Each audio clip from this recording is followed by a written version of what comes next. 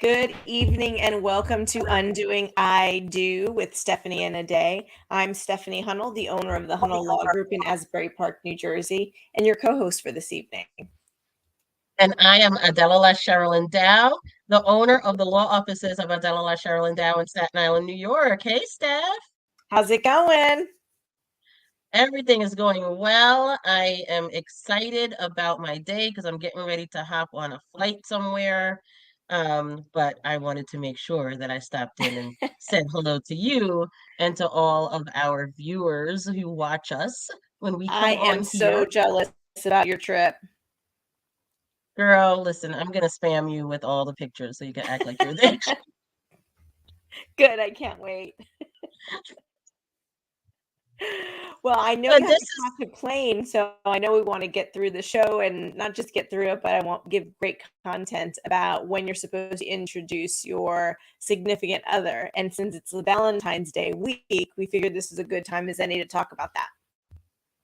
Yes, because love is in the air. It's the whole week. And I guess most people are probably going to go out this weekend because Valentine's Day was on a Tuesday. We went to this place called Just in what are they in Manalapan on Route 9? It was really great, just in case you guys ever want to come up this way. Nice. You know, my husband does not drive more than a mile away from our house. Rich, we gotta get you out. We gotta get you out, bro. We gotta get you. He's already like a grumpy old man, so My goodness. Maybe the food will make him less grumpy. But yeah. yes, Valentine's week, there were tons of people still calling our offices.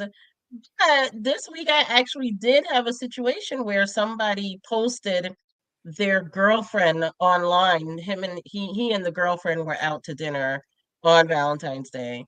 And I'm like, wow, this could not have been better placed but for this show today. Yep. And are they still in the middle of a divorce or is it Still in the done? middle of a divorce. They're still in the middle of a divorce. Listen, you know what my advice is going to be, but go ahead. Go ahead. You Yep. can give your advice first if you want. Yep, it's gonna be the same as yours, I'm sure. There's no bright line rule to any of this stuff, but come on, let the paper dry on your judgment of divorce before you're starting to post all these things on social media. And if your kids are young, don't introduce them to this new person unless they've been in your life for a period of time. Not only can it be detrimental to the kids, but it's gonna just make the animosity in your divorce that much worse, my opinion. I I agree with you. I agree with you. There is You know, nothing worse than having to deal with a girlfriend boyfriend situation, and then the other spouse is getting upset and everything just becomes more difficult to resolve because any thoughts about an amicable resolution go out the window. absolutely right. Because even if your spouse has moved on, sometimes that move on is, more surface level than anything. And they will have a visceral reaction to seeing you out and about, but certainly more of a proprietary, like, need to hold on to their kids if you are introducing the children to somebody else. And here's the thing, Steph and I have been doing this for a long time. Combined, I think it's what, 40 something years? Is it 40 Yeah, something years um, now combined? a long Oh, time. Jesus, I can't believe it's been that long. Okay, so anyway, we've been doing this a long time. And the bottom line is that I have never seen a case continue to go forward without any sideways, traction when somebody has decided that they're going to put their new relationship at the forefront of, of people's vision. Don't, if you're going to Cancun, if you're going to wherever, don't put it on your social media. Again, we're not telling you not to have a relationship. You're an adult. You have the right to do whatever you want to. We're just saying don't put it on display. And it's likely that this person, in all of our experience, will not be the person that you actually end up with, right? And so if this person is going to be the right now, the Mrs. Right Now, then yeah, don't do it, and don't run out to marry anybody either. Ugh. just so that you can introduce them to your kids. Don't do that because people do that too. Yes. Hmm. Yeah. Yeah, yeah. Yeah. Um, Especially when there's these, right? Especially when they have these restrictions in their agreements.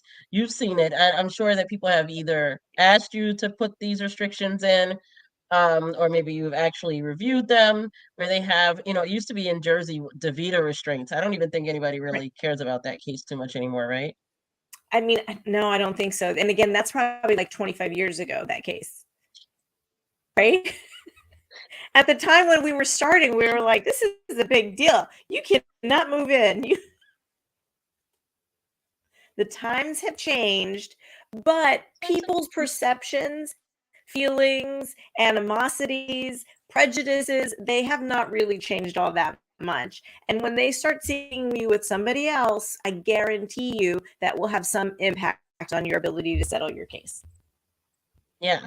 So one of our friends to the show and a friend in real life, John Knocklinger, says that we both look fabulous tonight. First of Oh, all, big up to Stephanie because I don't know what kind of creams you're using. Girl, you're looking fetching. You're looking so good. Thank you, John. But then, thank you. but then he also says on this topic, I agree that it is really about not rubbing your ex's nose in your new relationship. Mm-hmm. That's Mhm. true. That is true. It's, people. I mean, yeah, we're all human beings. You want to be like, look at who got me now. But that's not the best look, especially when you have kids. And kids get Mhm. very confused. Kids already have a harder time adjusting to the new relationship. So you really don't want to have that extra level of ratchet and nastiness when you're dealing with your ex in terms of introducing this person. Mhm. And it really depends on the age of the kids as well. And when I say that, I don't mean that it's just because they're younger or older or anything like that. 13 to 16 are probably even harder to introduce a significant other to than it is to introduce a younger child because they don't have as many opinions yet. When you're like 13 to 16, oh gosh, the angst that they already are going through, and then they have to address whatever's going on with their parents. And Shonda, who watches the show, also says great advice to that. Thank you, Shonda. Oh, it's been a while, Shonda. How are you? It has been a while. Yes, how are you? So John actually has personal experience with this. So let's read what he said. He He says, says, I had, yeah, go ahead, Steph. Go ahead. He said, I had those restraints in my MSA. An MSA is a marital settlement agreement. And for those of you in New York, it's the same thing as a stipulation of settlement in your divorce. It was no introducing my daughter until at least 6 months of dating. But let me tell you that my daughter figured it out long before I officially introduced the new partner. Listen, because John and I have a daughter the same age. I bet you she did know. Listen, my daughter is all up in my business and I'm not divorced. So I don't know. Yeah. Don't think that your kids don't know anything. The way you carry yourself might be different. The way you laugh on the phone might be different. Who is daddy texting all laughing up, food up by himself in the corner with the cell phone? Yeah, they know. Yeah, they do know. And that, again, younger ages, they understand and they know what's going on. They sure do. They sure do. And I mean, we were both kids of divorce, and and I Mhm. remember my mom dating when I was in my teenage years, and he said she was eavesdropping on his calls. I believe that's what Trump said. That doesn't surprise Yes. me at all. That does not Look, surprise me at all. look. Oh my gosh. Can you see my daughter right now? Like, oh, please. Absolutely. How Absolutely. many And times that's have we why been talking and your daughter's like up on the side going, shows up, just randomly shows up.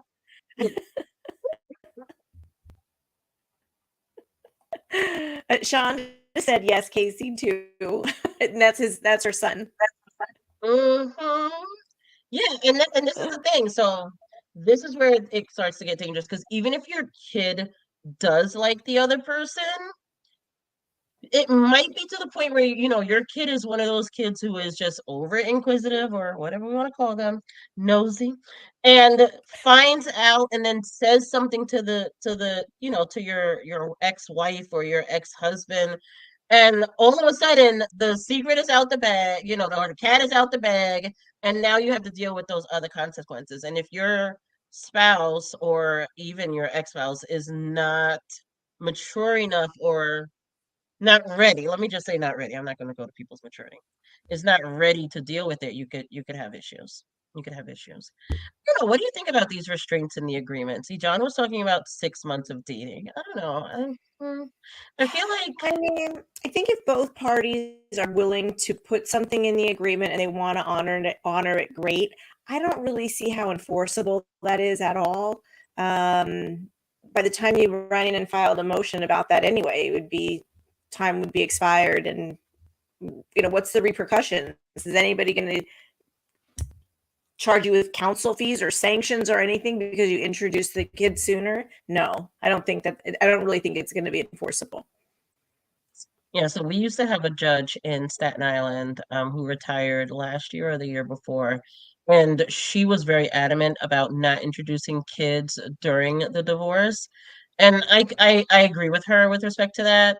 But again, it's once the toothpaste is out of the tube, I mean, you're not gonna put it back in, right? And then the other thing about it is that wait, what did John say? My daughter John. was aware that her other father would be accept. Oh man, right? That's hard. That's Mhm. hard. That's hard. But what I was going to say is this, more to Steph's point, and also to John's point that he puts later on. Um, Judges are few and far between in the state of New Jersey, right? There are like Mhm. 5 judges in the whole state right now. So there are all of these cases that are being stayed because they're not having trials, and some Yep. counties aren't even having motions. They're not. You can file, but you can't do motion hearings. So most likely nothing's going to be occurring. However, even though that's the case, you kind of don't want to be in a situation where you are faced with even responding to these daggone motions, I agree. because that's going to cost you money and it's going to cost you emotional expense as well. Yep, I agree. I agree. You can just leave them out altogether. I know some people. I've actually seen a couple of very restrictive ones in agreements, and I've had clients come to me and I mean, restrictions on time frames that were like a year and a half. Plus, they had to be vetted. I mean, it was there's some kind of ridiculous things that were in there, but they were put in there because the other person refused to move forward with a divorce without that in there. So I get that you kind of get strong armed into putting that in there. So, but I don't know that they still would be enforceable, or even in a different Yeah, time, even in a pre-COVID time when we can get into yeah, court and yeah, actually have a motion heard in a reasonable amount of time. yeah. I agree with you. You really can't, unless the person is dangerous, right? And I don't mean, Yes. oh, they smoke weed on the weekends, right? I mean that they're involved in some some strange businesses that don't really exist, right? Or they are a criminal, they have a criminal background, but a serious criminal background, something along the lines of even robbery or endangering the welfare of a child or rape or obviously murder, stuff like this, crazy stuff, or they're a Yep. drug user. And and I don't, like I said, I don't mean marijuana, I mean cocaine, heroin, things like that. And you can really show that this person is going to be a danger, right? I mean, I had a case recently where one of the siblings of the father had been convicted of committing a murder, and so the mother of the children was trying to keep the father from seeing the kids, but it wasn't him who was convicted of the murder. It was his brother who was convicted of the murder, right? And so that's probably not gonna be a situation that works. But if you have a person who's living in your house and that person is a convicted felon of the type that would be dangerous to a child, then yeah, that would probably work. So we're talking about extreme situations here. Right. I had a case last year where the wife's boyfriend had lost custody of their own child, like it was taken away from DC by DCP&P. And of course, we can't get those records, so we don't know Right. exactly what happened. But it's serious enough where DCP&P stepped in and said there's an issue in the home. So that was a basis for us to be able to limit the parenting time, at least while the boyfriend was there. If the boyfriend wasn't spending the night, then there was no issue. There, the judge said there's no issue. But yeah, that was one. And again, that's an extreme situation. I mean, I don't know. Even with the boyfriend not spending the night, anything could happen during the day. See, this is when, if That's I how the were, judge this is why I reasoned can't be a it. judge. Yeah, Mhm. this is why I can't be a judge because that might have been a situation where I'm like, no, no, you can't Mhm. be around the kid. You know what I'm saying? And I don't even know what happened, so now I'm really concerned. No, that's a situation where I would probably say you can't be around the kid, personally. But Right. that's not how the judge resolved it in that case. But I think what John said as we think about it is very important. What he said about his daughter being aware and not wanting to keep the secret anymore. Everybody has to be very careful about the burden that children place on themselves, right? When it comes to a divorce. And I think that you really have to be careful. Children are so much harder on themselves than we are as adults. Uh-huh. And things weigh a lot more on them, I think. Uh-huh. And I remember that it being like that for me when I was a kid. And they don't always have the tools to articulate what they're feeling and why. And I know you mentioned, because you're also a child of divorce with myself, I remember having to feel like I was choosing sides, even though I wasn't really asked to choose a side. It was kind of implied that I needed to not like my, new stepmom, even though that relationship had been ongoing for a long period of time. Or I might have been Mhm. implied that I was supposed to make my mother feel better about something.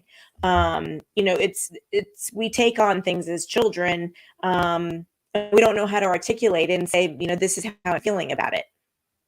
Yeah, yeah, absolutely. So I think it's I'm really glad your important daughter that was John. able to. Oh, sorry. Yeah, what'd you say, Steph? I was just saying, I'm glad John's daughter was able to just say, talk to daddy about it, because she didn't want to keep that secret anymore. That's a huge props to both of you as parents that she was able to do that. Absolutely. Absolutely. Yeah. I've never met John's daughter, but she reminds me of my own when I look at, her on social media, and it probably would have gone down that way at my house too. But, look, her dad is a recovering litigator, so I'm sure that she knows how to use her words. Yep. And John shared the language. I'm just going to put it here, but it's going to be in the comments. So if anybody wants to see what some language looks like in property settlement or marital settlement agreements, it'll be there in the comments. Yeah, yeah. And now remember that as my little daughter just walked in, remember that this is sample language only. John is a matrimonial attorney, but he is not your matrimonial attorney, and neither are we. So we cannot sanction this language or say that it's bad or say that it's the best thing since sliced bread, because it might be. We can't say that. This is just an example of, a provision that could be in a document and one that he's familiar with. So yeah. My Exactly. end of the day advice is, see, this is what he says. Goes without being said that I did not want any of this nonsense in my agreement. See, this is the thing. This is what Stephanie was saying. Sometimes people are strong armed into agreeing to stuff that they know. In John's case, he knew that this probably wasn't really enforceable. But in order to get the deal done, you're just like, you know what, fine. This is what you want. Let me just, right? Mhm. And Exactly. and and it, Yeah, and it can be dangerous, you know. You're hoping that the person's not really going to hold it against you. Because even if it's not enforceable, again, paying lawyers, going into court, just way more costly than is really worth it. Yeah, exactly. John said exactly. Mm-hmm, mm-hmm, mm-hmm.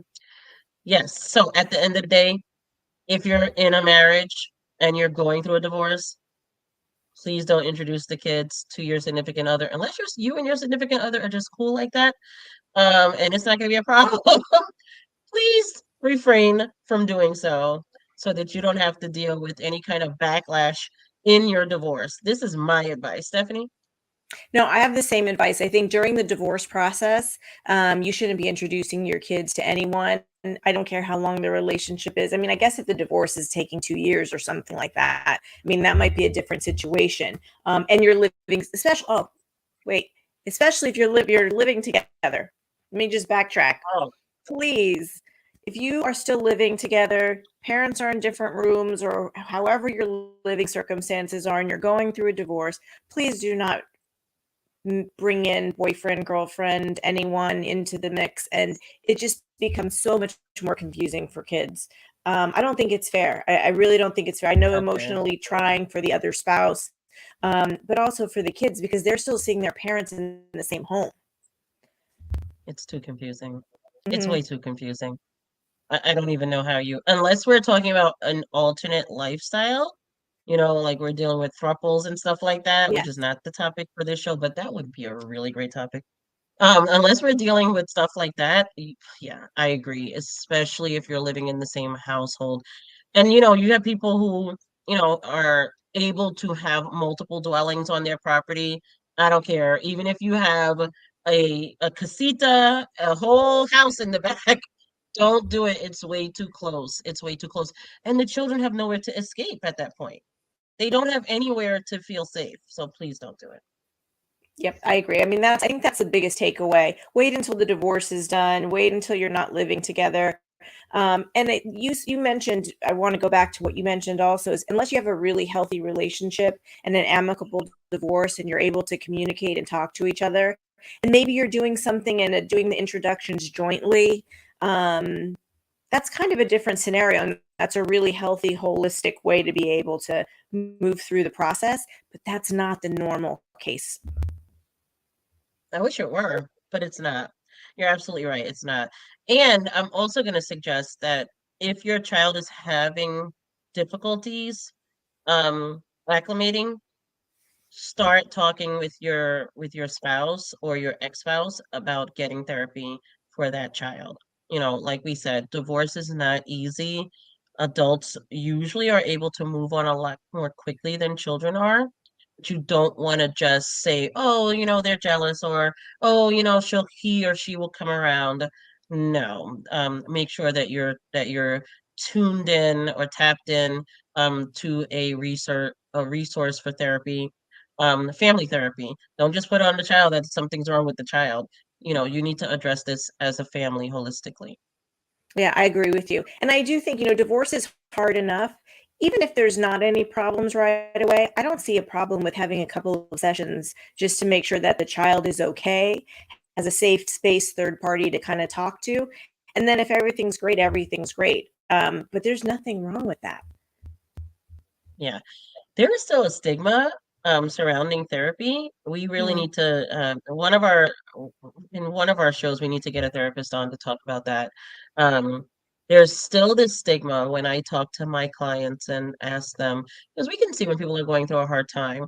I have a case right now that my associate is handling, and the spouse of our client is having a very hard time realize or just accepting that this divorce is going to happen. This divorce is, probably going to happen within the next month. And we've been involved in the case for well over a year, and the person is still having a hard time. And it's clear, my associate was in court with our client yesterday, and our client started crying and having like this real physical manifestation of the anxiety that the client has been going through as a result of the other spouse just not being able to deal with the fact that this divorce is happening. And our client was, getting ready to agree to all kinds of stuff that we would Mhm. never allow a client to agree to just to end it. So, and that client is in therapy, but the other person isn't. And Right. so, not everybody having this, this stigma around going into therapy really does nothing to move the family forward. So, you know, go and get the help you need. If you are that spouse who's having a difficult time, go and get the help you need. You will be all the better for it, and so will your kids.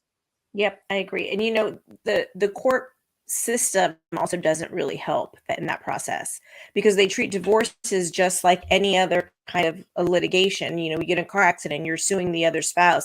It's kind of the same type of litigation. You have a plaintiff and a defendant. Yeah, So that concept itself can sometimes be detrimental to one party or the other.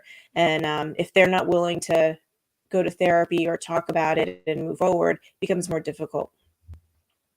absolutely. Absolutely. And the fact that courts deal with these cases like any other case is troublesome, right? But you have judges who are concerned more about their standards and goals. How old is the case, than making Mhm. sure that the family is doing well. And so, it's part of our job as lawyers to make sure that we're at least notifying you of the fact that you may have a need for assistance, and then helping you find that assistance if we have referrals to people who can help.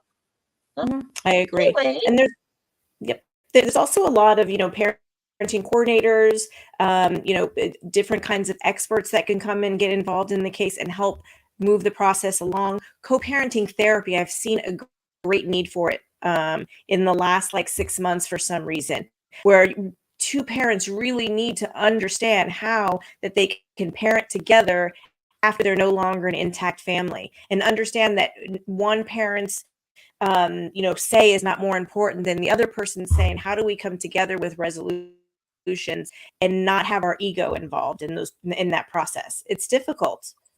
it is difficult. It's very difficult, especially when you are now separating your family.